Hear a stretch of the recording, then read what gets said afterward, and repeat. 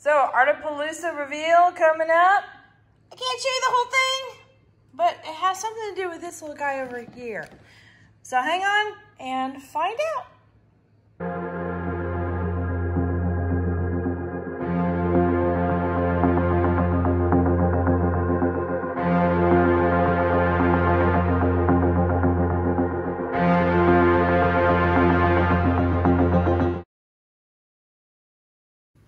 Howdy everyone, this is Clara Lawrence, and I joined Tish Winters and several other artists on her Artapalooza this week.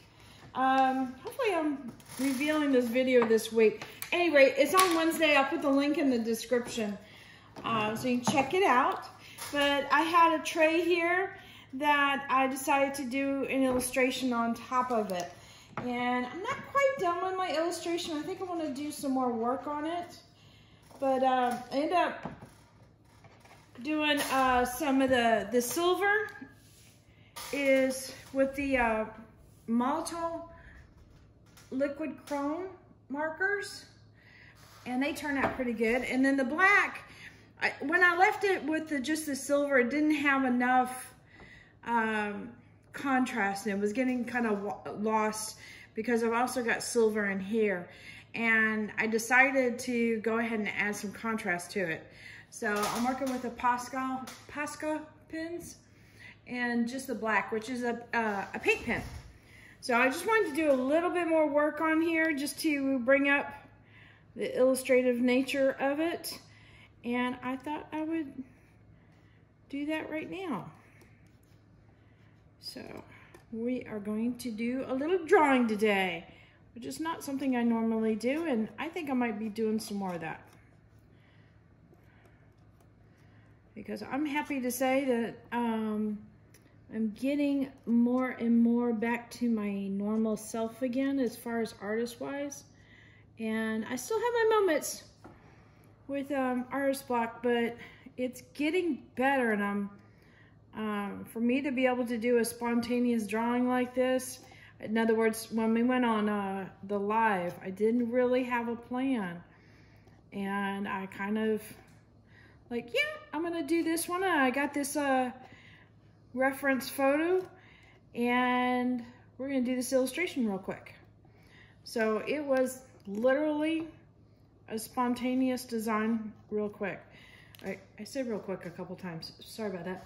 But I am going to talk about this a little bit. So most of the times I try to use references from photos I've taken. So this is a photo I took of a horse at a farm not too far away from here. And they raise a lot of horses. And when I took those pictures, I'm not sure how I found her. I'm trying to remember. Oh yeah, there was a friend of mine that I met at the local fair that goes on here in my little town of Elgin. And she was telling me about her, and I contacted her, the lady that owns this ranch.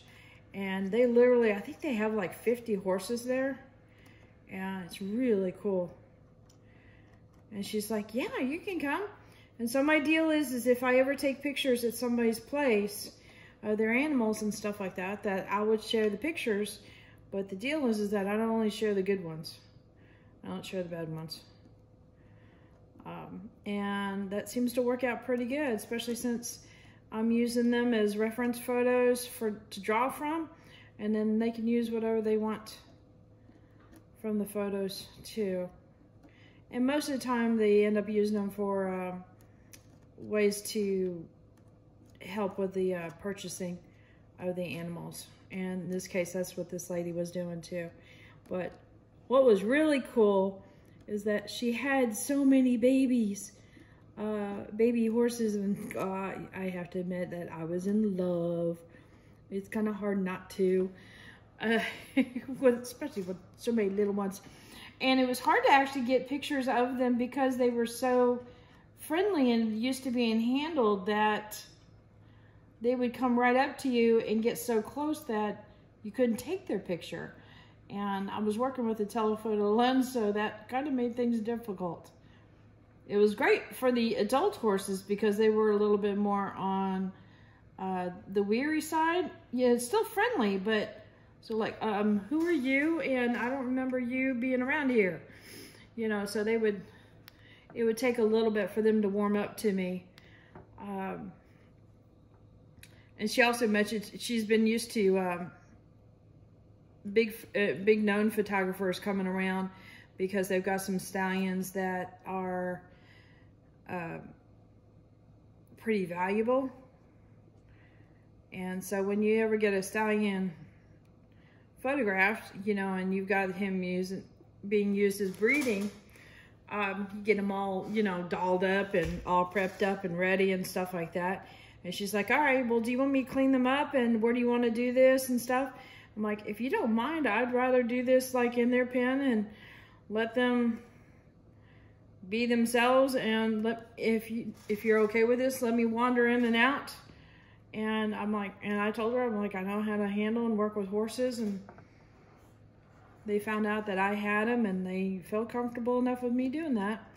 But the horse will react and get very on alert. So they kind of high step it a little bit. You know, they get a little bit more flashier than normal. And so you can get a lot of really stunning photos just because they're, you know, all flared up and puffy kind of thing. So very dramatic photos. And I like that. And I have had several moments of doing, not several moments, several opportunities to go to some farms close by that either had horses they were breeding or showing, that kind of thing. And I've got so many reference photos right now that I haven't really had a need to go find any more. So it's kind of cool.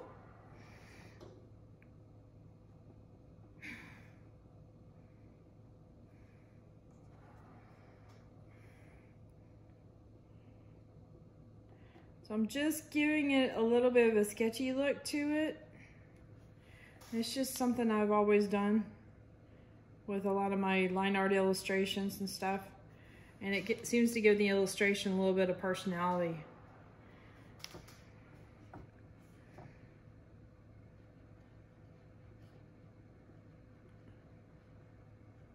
Work with certain lines to draw attention, draw focus.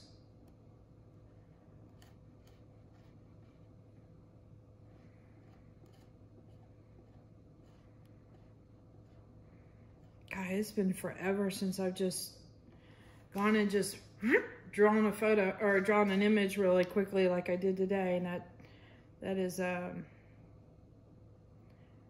pretty exciting for me. And when I mean it's been a while, it's been years.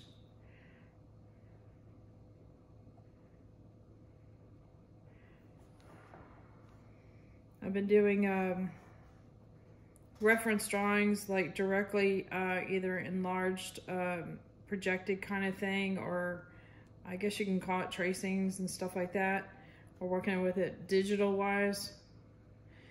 And it's a little bit different than just freehanding it. But I wanted to do it.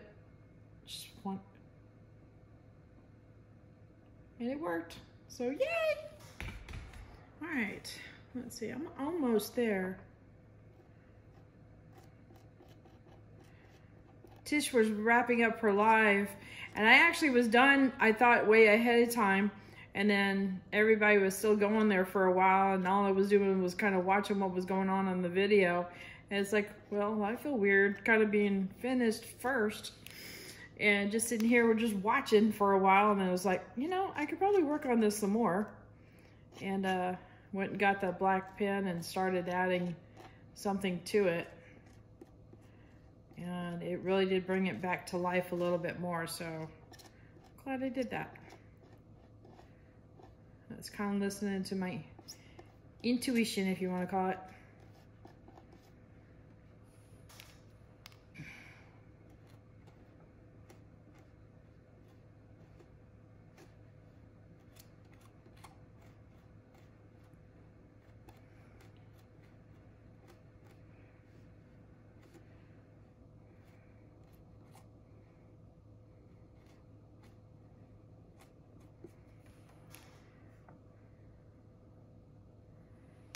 It's a little bit too regular there. So loosen it up a little bit.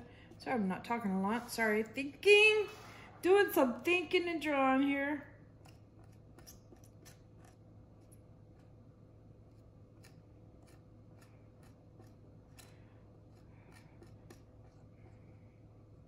So believe it or not, I love dragons, but drawing something that is completely imagination is very new and a challenge for me.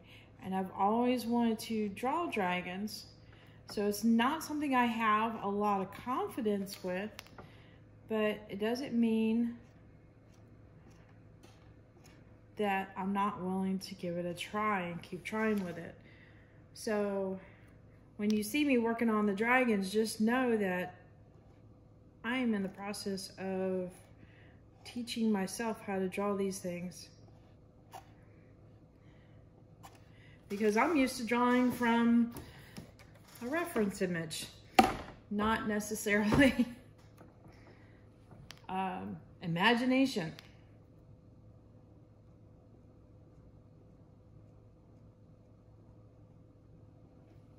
Now, I do get to a point where I will put the reference image to the side and work with my own image that's in my head and stuff. So I'm not trying to do a direct copy from the photo. I'm just trying to use it as a, you know, this jawline's here, that nose is here. You know, so I'm kind of getting the basic form of it down right. Oops, I just bumped the camera. Sorry about that. Let's see.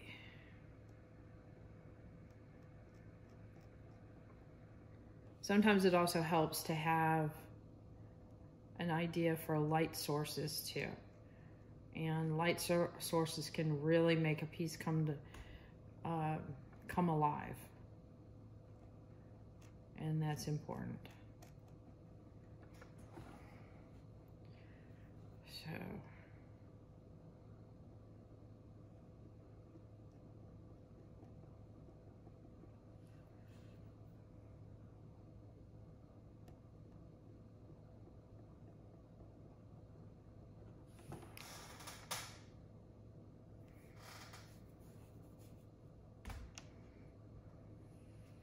I think I should have, let's see if I can bring that down a little bit, that'll help. Maybe not, okay.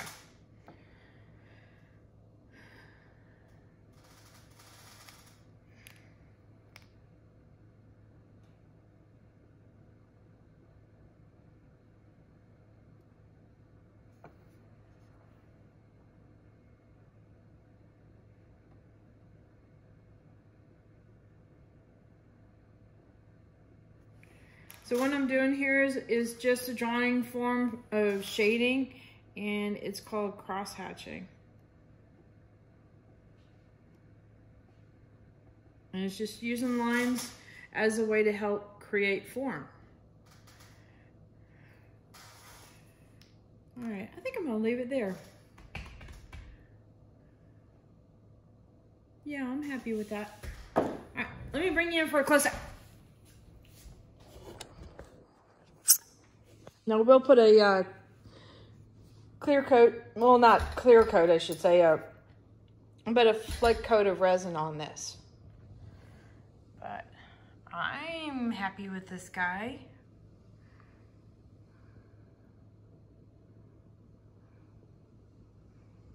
What do you guys think? Do you think I should do some more like this? Let me know in the description. Well, look at that chrome. That is just cool, painting with mirrors. Basically, I just drew a mirror on there. How wild is that? And I wanted it kind of rough around the border. That's a little technique that Jeff was showing me, and he was twirling the pen around on the Lazy Susan, and it turned out really cool. I was like, ooh, I need to remember how to do that. So he'll get a kick out of the fact that I did that, because I was talking to him about it.